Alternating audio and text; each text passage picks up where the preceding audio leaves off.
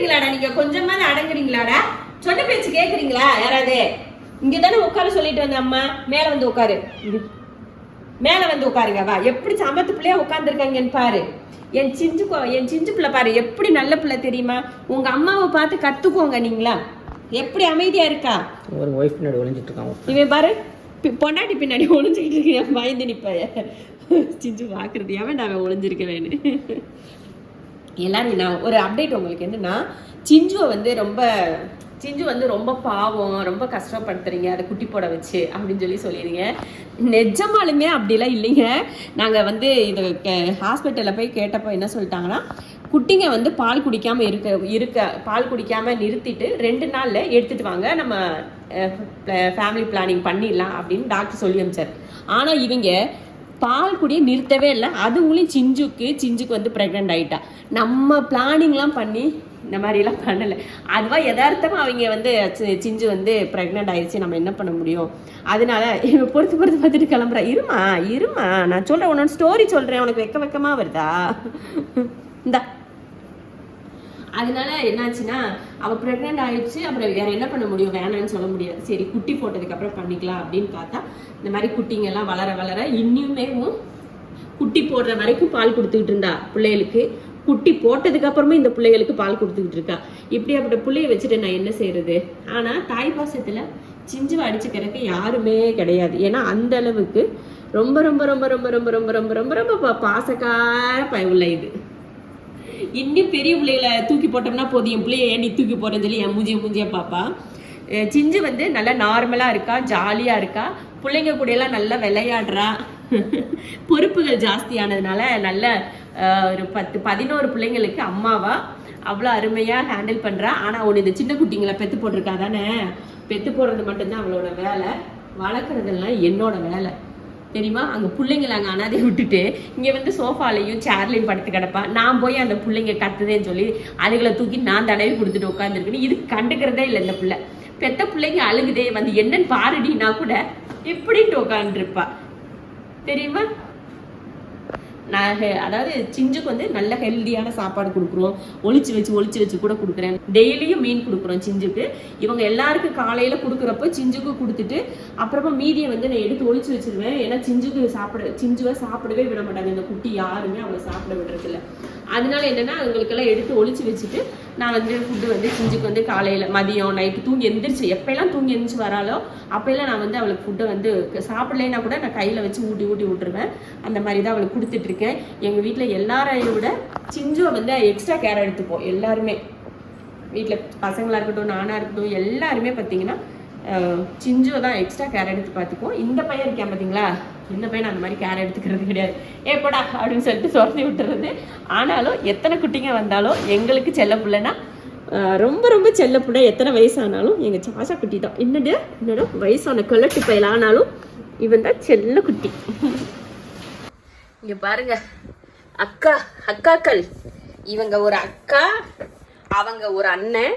இவங்கெல்லாம் இப்போ பிறந்த குட்டி பிள்ளைங்க எல்லாம் நடக்கிறதுக்கு ஆரம்பிச்சிருக்காங்க. இப்போ சின்னதாக அப்படியே லைட்டாக ஊந்து போகிறதுக்கு ஆரம்பிச்சிருக்காங்க.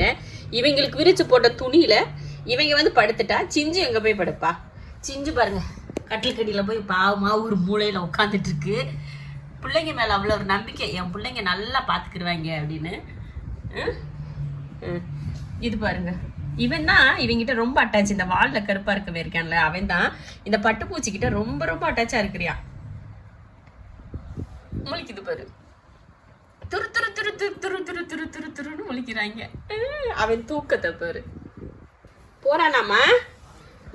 இவன் அடிக்காதம்மா பிள்ளைய. போறானா? காலுக்கடியில போறானா? சரி இரு, அம்மா நல்லா தூக்கி போடுறேன். இங்கிட்டு வச்சுக்கோ, அப்படி வச்சுக்கோ தங்க பாப்பா, வச்சுக்கோ நீ. என்னம்மா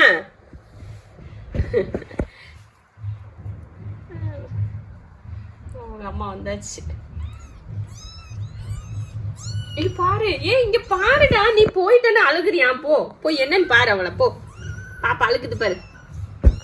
கூட்டு போ, அழுகுது.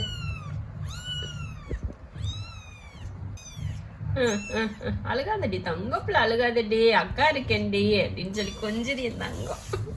என் தங்கம் இது கொஞ்சது. இவங்க பேர் நின்ஷா குட்டி வந்து கொஞ்சரா.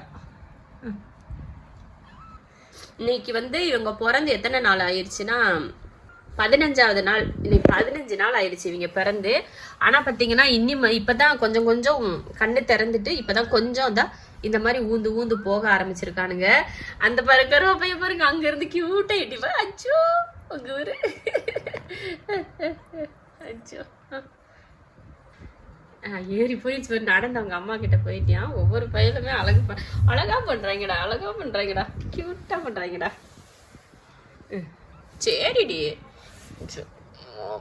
தங்கண்டி, படுத்துக்கோ. இது வந்து சிஞ்சு, இவன் வந்து மாஷா. எப்படி அவங்க அம்மா கிட்ட தலையை வச்சு எப்படி படுத்திருக்கான்னு பாருங்க. நம்ம வீட்டுல நான் எப்பயுமே சொல்றதா, நம்ம வீட்டு குட்டிங்கெல்லாம் ரொம்ப ரொம்ப சமத்து குட்டிங்க, அறிவு குட்டிங்க, தங்க குட்டிங்க. என்னடா என் சிஞ்சு பிள்ளை பெத்து போட்ட அத்தனையுமே ஒரு சக்கரை குட்டி. என்னடா எல்லாத்துலயும் எல்லாருமே பாசக்கார குட்டிங்க. ஆமாடி, நீயுமே பாசக்காரி தாண்டி. சரிம்மா, நீ பாசக்கார குட்டிடா. அது அம்மா சொல்றேம்மா, நீ பாசக்கார குட்டிடா, நீ தங்க குட்டிடா. இங்க பாரு நீதான் அம்மா குட்டி.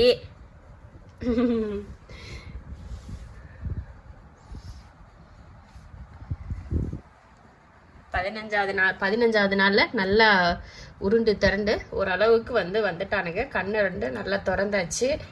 அப்பப்போ பார்த்தீங்கன்னா அந்த துணி இருக்கு இல்லைங்களா, அந்த துணியை வந்து அப்பப்போ மாற்றி விட்டுட்டு அப்போ போட்டுறது. ஏன்னா சில நேரங்கள்லாம் ஈரம் பண்ணி வச்சிருவானுங்க. ஈரம் இல்லைன்னா உதறிட்டு போட்டு விட்டுருவேன், ஈரமாக இருந்துச்சுன்னா துணியை மாற்றிட்டு போட்டுருவேங்க. பாருங்கள், துணி ஒரு பக்கம் ஓரமாக கிடக்கும், அவங்க அம்மா பிள்ளைங்களாம் அங்கே ஒரு ஓரமாக கிடப்பாங்க. இவங்களுக்கு ஏன் துணி போட்டு விட்றேன்னு எனக்கே தெரில.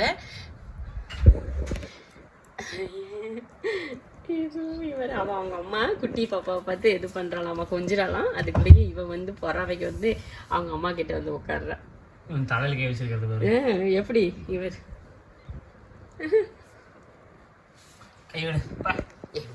எடுத்து விடாதடா பிள்ளை, பாவண்டா. இவனுக்கு என்ன தூங்கட்டுட்டா அப்படிடா பிள்ளை, தூங்க எந்திரா. எப்படி கொஞ்சிக்கிட்ட அவங்க அம்மா கிட்ட.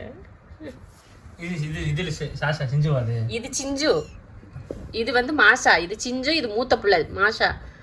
இது வந்து இப்ப குட்டி பிள்ளைங்க. இது வந்து பொம்பளை பிள்ளை நின்ஷா.